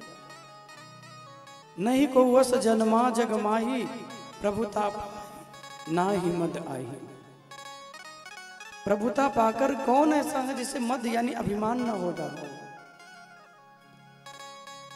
दुनिया में बहुत कम ऐसे लोग हैं जिनको सब कुछ भगवान दे और उन्हें अभिमान न हो। किसी को धन मिले, बल मिले, संपत्ति मिले, कोई पद मिले तो उसे अभिमान आ जाता है। लेकिन सब कुछ होने के बाद भी यदि जीवन में अभिमान नहीं है तो समझना मेरे प्रभु ने दोनों बाहें पकड़ के रखी है। इतनी कृपा है कि सब कुछ है लेकिन अभिमान नहीं है। शंकर जी को देखा कि दक्ष को प्रणाम नहीं किया तो दक्ष को बड़ा क्रोध आ गया। और दक्ष सभा में खड़े हो गए और कहा कि देखो मैं देवताओं का राजा हो गया, लेकिन इनको देखो महाराज, ये मेरे दामाद भी लगते हैं, मैं इनका ससुर भी हूं, फिर भी इन्होंने मुझे प्रणाम नहीं किया। दक्ष ने कहा कि इनका नाम है शिव। लोग कहते हैं शिव, शिव माने मंगल करने वाले। जो मंगल करने वाले हैं भगवान शिव। दक्ष ने कहा कि ये शिव नहीं है, ये अशिव है, ये अमंगल करने वाले हैं। सभा में मेरा अपमान किया, मुझे प्रणाम नहीं किया। बड़े बड़े इंद्र आदि देवताओं ने मुझे प्रणाम किया, लेकिन इन्होंने मुझे प्रणाम नहीं किया। भगवान शिव तो माला जपते हुए बैठे हैं। दक्ष ने बड़ा श्राप दिया। खड़े होकर शिव जी को श्राप देने लगे। शिव को मानने वाले अवघड़ हो जाए। शैव संप्रदाय के रूप में भगवान शिव को मदिरा का, मांस का भोग लगे। अनेक अनेक श्राप दक्ष जी देने लगे। नंदी भृंगी भी खड़े होकर दक्ष को श्राप देने लगे। भगवान शिव ने शांत किया। एक दुख तो सती से मिला, सती को छोड़ के यहाँ आए तो यहाँ भी शंकर जी को सुख नहीं मिला। दुखी मन लेके बाबा वहां से निकले। दक्ष इतना श्राप दिए लेकिन भगवान ने कुछ कहा नहीं। शिव जी कुछ बोले नहीं और कहते हैं कि चल पड़े। और जब भोलेनाथ निकले हैं, दक्ष को लगा कि इनका अपमान नहीं हुआ। शिव के अपमान के लिए दक्ष ने एक यज्ञ किया। कनकल हरिद्वार में यज्ञ का आयोजन किया और यज्ञ में सारे देवी देवताओं को बुलाया, लेकिन भगवान शंकर को नहीं बुलाया। और जब शंकर जी को नहीं बुलाया तो सती जी को भी निमंत्रण नहीं मिला। सबको निमंत्रण दिया गया, इंद्र को, ब्रह्मा को, नारायण को, लक्ष्मी को। और यज्ञ प्रारंभ हो गया। बड़े बड़े साधु संत महात्मा, बड़े बड़े ऋषि मुनि, बड़े बड़े देवता सब जाने लगे। सभी लोग यज्ञ में जा रहे हैं, लेकिन भगवान शिव और सती जी नहीं जा रहे हैं। कैलाश से होकर के ब्रह्मा निकले, ब्रह्माणी निकली, नारायण गए, लक्ष्मी गई, इंद्र गए, इंद्राणी गई, सती जी को लगा कि कहाँ पे कुछ हो रहा है। आज तक तो ऐसा कभी नहीं हुआ कि मुझे निमंत्रण ना मिले। कोई यज्ञ करता है तो शिव को सबसे पहले बुलाता है, क्योंकि भगवान शिव ही यज्ञ का फल देने वाले हैं। बिना शिव की कृपा के यज्ञ पूरी नहीं होती महाराज। सुखदेव जी महाराज कहते हैं कि राजन, जब नारद जी निकले तो सती मैया ने पूछा। सती ने कहा कि प्रभु, इतने इतने लोग कहां पे जा रहे हैं? मुझे लगता है कोई यज्ञ हो रही है, लेकिन मुझे निमंत्रण नहीं मिला। शंकर जी ने आपको कुछ बताया नहीं? जब नारद जी ने ये बातें कही तो सती ने कहा कि नहीं, शंकर जी ने तो मुझे कुछ नहीं बताया। तो नारद जी कहते हैं, देवी आजकल बहुत कुछ छिपाते हैं भोलेनाथ आपसे। आपके पिता के यहाँ यज्ञ हो रही है, सबको निमंत्रण मिला है, सब जा रहे हैं, देवी तुम नहीं जाओगी? सती ने कहा कि मेरे पिता के यहाँ यज्ञ और मुझे नहीं बुलाया गया। नारद को प्रणाम किया, दौड़ी दौड़ी गई।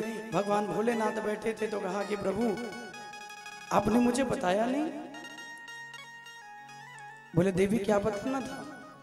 बोले बताना यह था महाराज कि मेरे पिता के यहाँ यज्ञ हो रही है, सब लोग तो जा रहे हैं, लेकिन मैं नहीं जा रही हूँ। आप नहीं जा रहे क्यों? आपके बिना तो यज्ञ पूरी नहीं होती, यज्ञ का फल देने वाले हैं, फिर आप क्यों नहीं जा रहे हैं? सती की बातों को सुन के भोलेनाथ कहते हैं कि देवी, तुम्हारे पिता ने सबको निमंत्रण दिया, सबको बुलाया, लेकिन हमें नहीं बुलाया, और मेरे ही कारण तुम्हारे पिता ने तुमको नहीं बुलाया। क्यों नहीं बुलाया? तो कहते हैं, एक बार मैंने तुम्हारे पिता को प्रणाम नहीं किया। देवी, केवल प्रणाम न करने से तुम्हारे पिता रुष्ट हो गए, मेरे अपमान के लिए यज्ञ कर रहे हैं। और देखो भैया, कोई यज्ञ, कोई पूजा किसी के कल्याण के लिए किया जाए तो भगवान भी उसमें सहयोग करते हैं, लेकिन कोई यज्ञ, कोई पूजा, कोई अनुष्ठान अगर किसी को बिगाड़ने के लिए किया जाए तो भगवान भी उसका सहयोग नहीं करते हैं, और वो यज्ञ कभी पूरी नहीं होती। क्या बोलना पड़ेगा? ऐसे नहीं, जोर से बोलना पड़ेगा, और जोर से बोलना पड़ेगा। प्रजापति से सांप्रतम स्वसुरस्य। प्रजापति दक्ष को इतना अभिमान है देवी, उनको पद मिल गया तो उनको अभिमान आ गया। माला जपते हुए मैंने तुम्हारे पिता को प्रणाम नहीं किया तो मेरे अपमान के लिए हरिद्वार में यज्ञ किया। और देवी, तुम तो जानती हो, किसी यज्ञ में निमंत्रण न मिले तो वहां जाना नहीं चाहिए। अगर बिना बुलाए जाओगे तो सम्मान नहीं, अपमान मिलेगा। सुनकर सती जी ने कहा कि भोलेनाथ, आप ही ने कहा है कि गुरु के यहाँ, भगवान के कथा में और अपने पिता के यहाँ बिना बुलाए भी जाना चाहिए। कुछ स्थान दुनिया में ऐसे हैं कि यहाँ से निमंत्रण ना भी मिले तो भी जाना चाहिए। आपके गुरु के यहाँ कोई यज्ञ हो रही है, अगर आपको निमंत्रण नहीं मिला, गुरु जी भूल गए हैं, आपकी ये जिम्मेदारी है, आप जाइए वहां सहयोग कीजिए। वहां ये कह के काम न चला लीजिए कि गुरुजी ने बुलाया नहीं तो हम कैसे जाएं। और बेटियों का अपने पिता के यहाँ बिना बुलाए भी जाना चाहिए। और कहीं भगवान की कथा हो रही हो तो निमंत्रण का इंतजार न करें।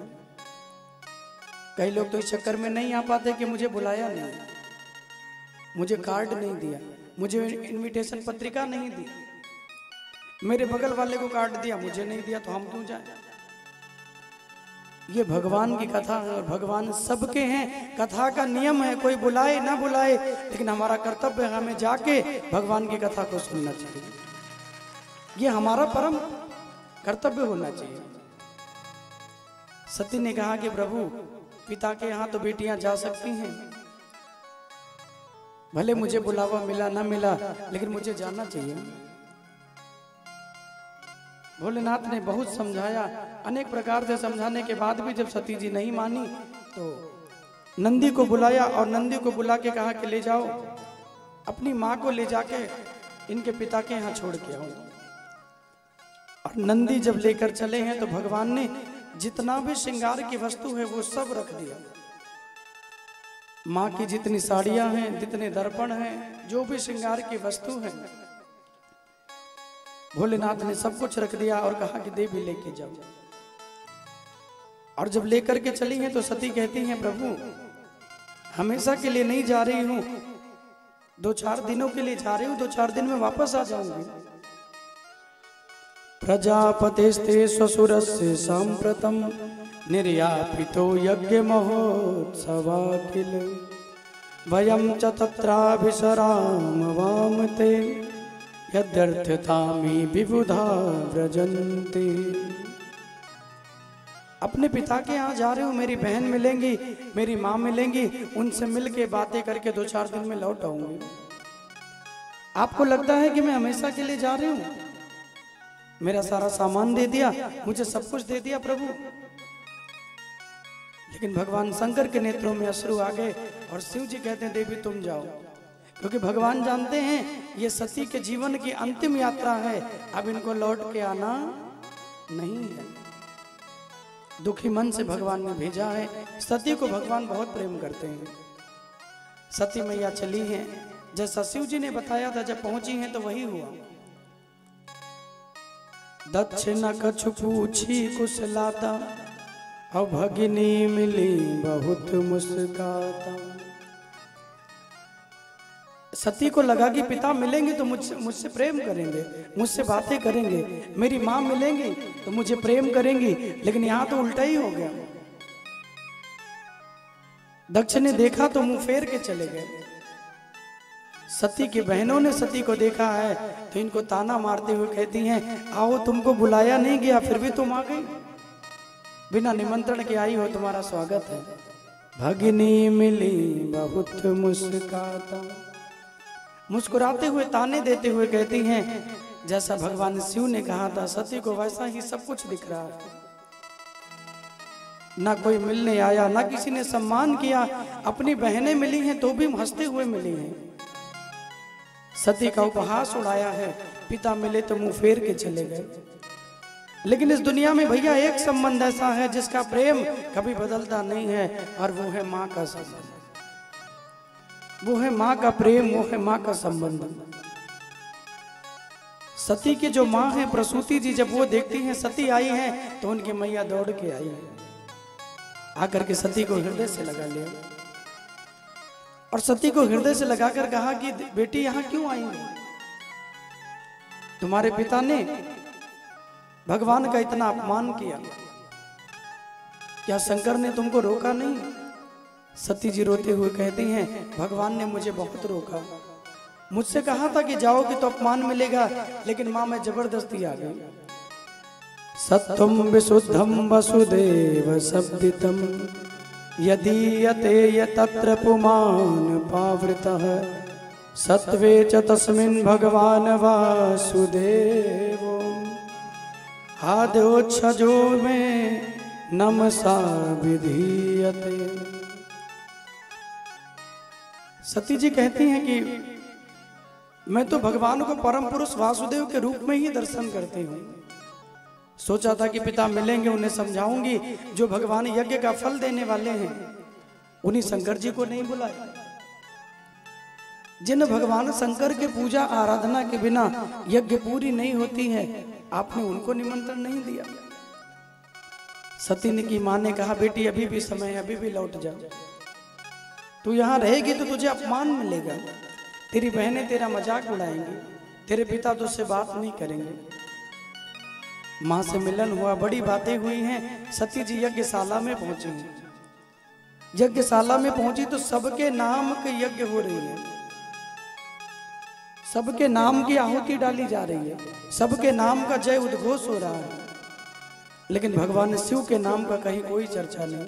शिव के नाम की ना कोई यज्ञ है, ना कोई माला है, ना कोई आहुति है।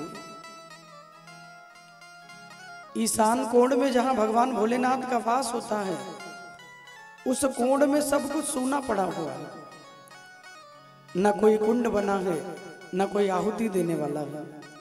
सती जी ने अंदर आके देखा, बड़े बड़े संत महात्मा सबके नाम की आहुति दे रहे हैं। सती ने सबको डांट लगाई। सुनहु सभासद सकल मुनिंदा और कही सुनी जिम शंकर निंदा। यहाँ पे जितने लोग हैं सती ने कहा आप सबको दंड मिलेगा, आप सबको दंड का भागी होना पड़ेगा।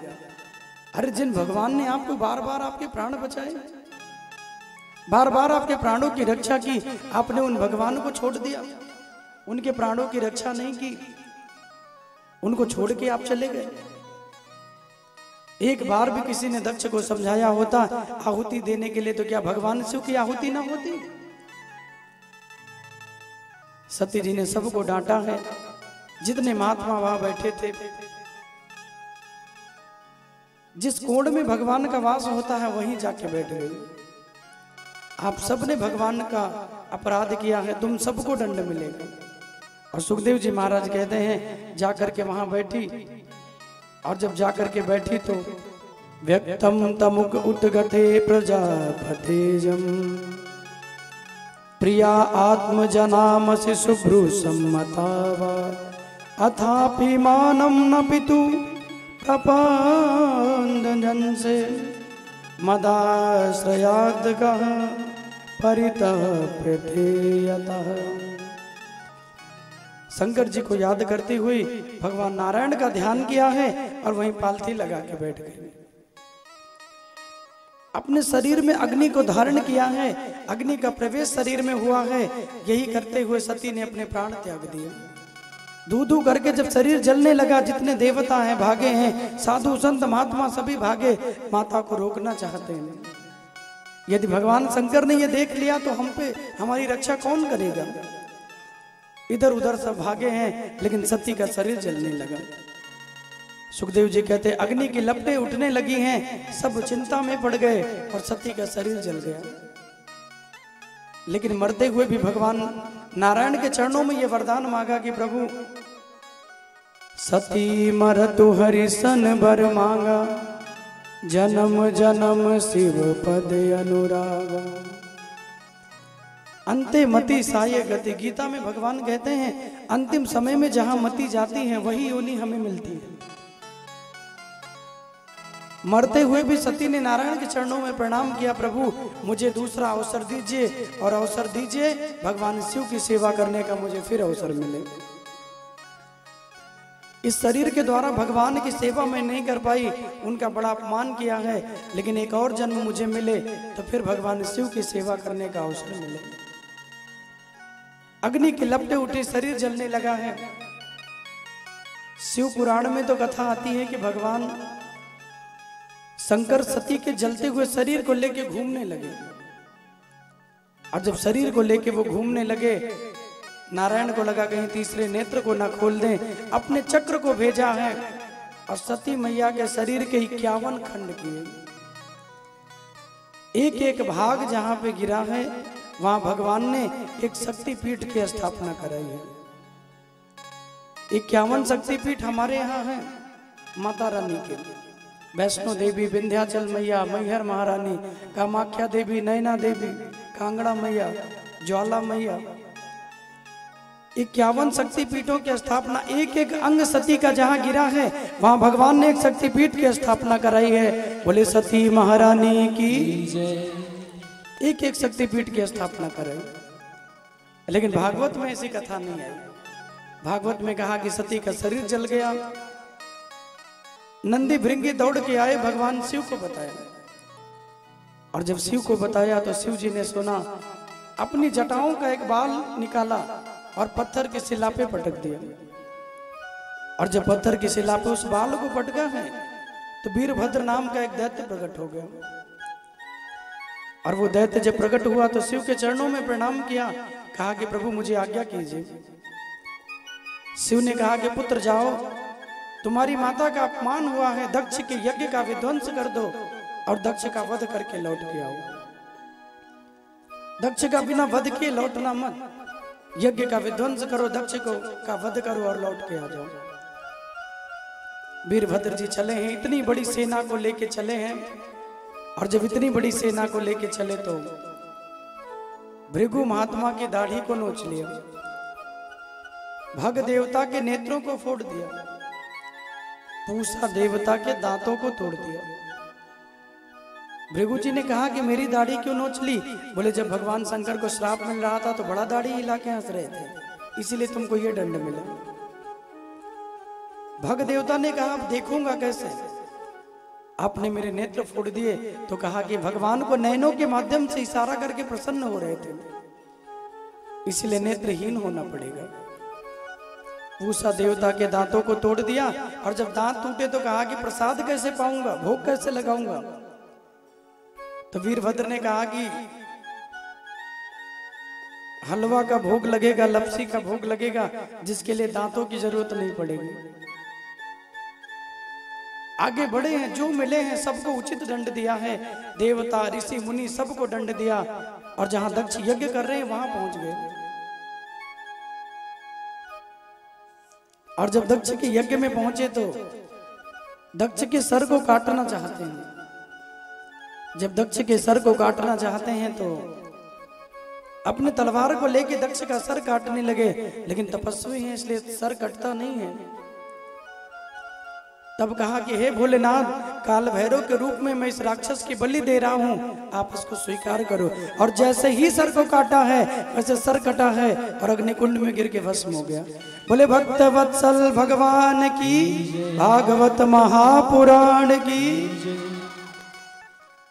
दक्ष का सर जब अग्निकुंड में गिर के जल गया, केवल शरीर पड़ा है। बड़े बड़े ऋषि मुनि देवता सब भागे भागे आए हैं। महाराज ऐसा दंड क्यों दिया? अरे माना कितना अपराध किया था, कोई और दंड दे देते, प्राणों का दंड क्यों दिया? नंदी भृंगी सबको दंड देके सेना भगवान शिव की लौट गई। अब शिव को मनाए कौन? सती के जाने से भगवान वैरागी हो गए, क्रोध में आ गए, कौन मनाए?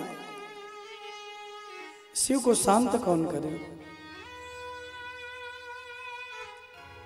तब सती की बातों को याद करके देवता कहते हैं, न यस्य लोके न यस्य तिसायना विप्र अस्था प्रियो देह भृतां प्रियात्मनः तस्मिन् समस्तात्मनि मुक्त वैरकेव ऋते भवन्तं कथमा प्रपीयते।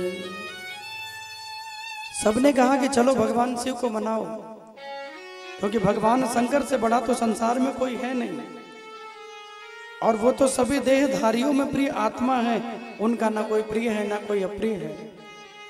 जितनी जल्दी क्रोध में आते हैं उतनी जल्दी भगवान प्रसन्न भी हो जाते हैं। सब पहुंच गए भगवान शिव को मनाने के लिए, और जब कैलाश पे आए हैं बाबा शिव को मनाते हैं। हे प्रभु, आपके जैसा दयालु दुनिया में कौन होगा?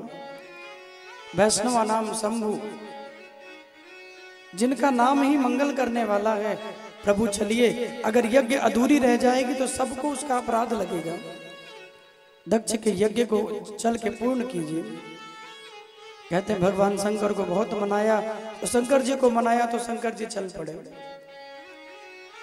महादेव ने नारायण को लिया, ब्रह्मा को लिया, और कनकल हरिद्वार में पहुंच गए। यज्ञ का ऐसा विध्वंस किया है महाराज, पूरी यज्ञ तहस नहस हो गई है। यज्ञ कुंड को तोड़ दिया, वहां पे जो झोपड़ी बनी थी झोपड़ी को तोड़ दिया। दक्ष का शरीर तो पड़ा है। सबने कहा कि दक्ष को जीवन दान दीजिए। भगवान ने कहा कि सर लेके आओ। बोले सर तो अग्निकुंड में जल के भस्म हो गया। तो कहा कि जिनको सर ना हो उनको जीवित कैसे किया जाए? तो शिव जी ने आदेश किया है, एक बकरी के सर को काटा गया और दक्ष के सर से जोड़ा गया। बकरे का सर क्यों जोड़ा? क्योंकि बकरा बड़ा अभिमानी है।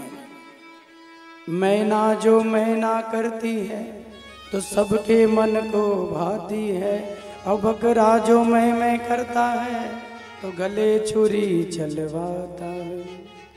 कभी सुनना, मैना पक्षी को बोलते हुए सुनोगे, वो कहेगी मैना मैना, जो कुछ है संसार में वो ईश्वर है, मेरा कोई अस्तित्व नहीं है। मैना कहती है मैना मैना, जब मैं था तब हरि नहीं, अब हरि है मैं नाही, सब अंधियारा मिट गयो, जब दीपक देखो माही। वो मैं रूपी जब अभिमान व्यक्ति के हृदय में रहता है तो भगवान का वास हृदय में नहीं होता, और वही अभिमान दूर हुआ तो ठाकुर आके हमारी हृदय में बैठ जाते हैं। भैया यस्या श्रवण मात्रेण हरिश्चित्तम समाश्रयेत्। सुखदेव जी ने कहा है भगवान की कथा को सुनने वाला जो जीव है उसके हृदय में भगवान अपना वास बना लेते हैं। क्योंकि भगवान कहाँ रहते हैं?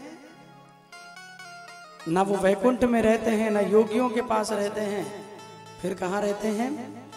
ना हम बसामि वैकुंठे योगिनां हृदये न च। ना हम बसामि वैकुंठे योगिनां हृदये न च।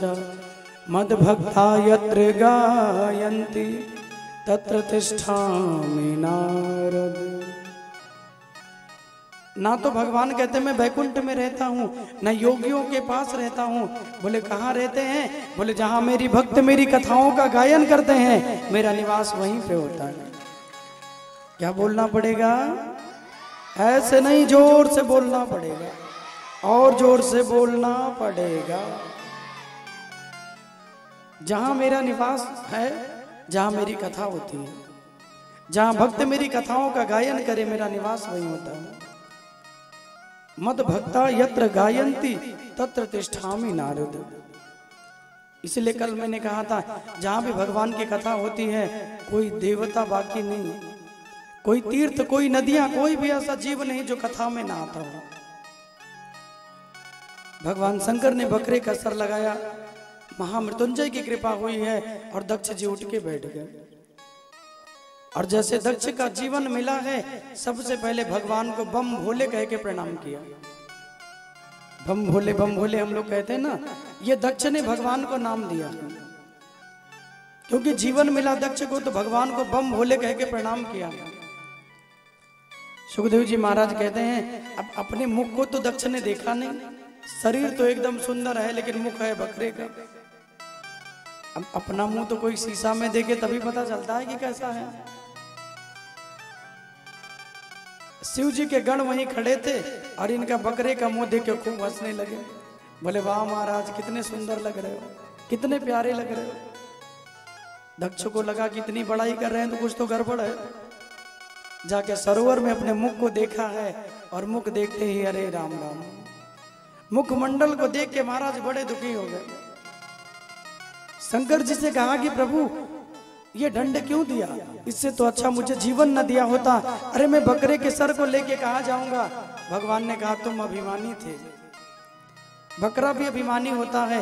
अब जब जब अपने मुखमंडल को देखोगे तब तब तुम्हें तुम्हारा अभिमान याद आएगा, और जब जब अभिमान याद आएगा किसी साधु संत का भक्त का अपमान नहीं करोगे। कहते ना ठोकर लग जाए तो व्यक्ति सीख लेता है। और अब गाँव में तो पुरानी कहावत है कि दूध का जला छाछ भी फूक फूक के पीता है। जब जब अपनी सूरत को देखोगे तुम्हें तुम्हारा अभिमान नजर आएगा। इसीलिए कहते हैं अपने बच्चों को, अपने गुरु को, अपने बड़ों को हमेशा प्रणाम करना चाहिए। बच्चों को ये बताएं कि कोई गुरु आए, कोई ब्राह्मण आए, कोई संत आए तो उसे प्रणाम करें। हम स्वयं जाके उनके चरण छू के झुक के प्रणाम करें और अपने बच्चों को भी ये बताएं कि झुक के चरण छू के प्रणाम करें। क्योंकि मेरे बंधु जब हम झुकते हैं ना तो हमारा जो अभिमान है वो नीचे गिर जाता है, और जब अभिमान नीचे गिरता है तो व्यक्ति जब उठता है तो सम्मान में उठता है। आज हमने झुकना बंद किया इसलिए हमारे अंदर अभिमान अधिक हो गया है। किसी को देख लो प्रणाम भी नहीं करेंगे, हाथ उठा के प्रणाम कर लेंगे। झुकना जैसे कोई जानता ही नहीं। जब बहुत तेज आंधियां चलती हैं ना तो जो पेड़ झुक जाते हैं वो आंधियों में बच जाते हैं, और जो तन के खड़े रहते हैं उनको आंधियां उखाड़ के लेके चली जाती हैं। क्योंकि झुकते वही हैं जिनमें जान होती है, और अकड़ तो मुर्दों की पहचान होती है। विनम्र होना सबसे बड़ा सद्गुण है भैया, विनम्र हो जाना चाहिए। शंकर जी के चरणों में दक्ष ने प्रणाम किया है, बहुत सुंदर भाव से कहा है।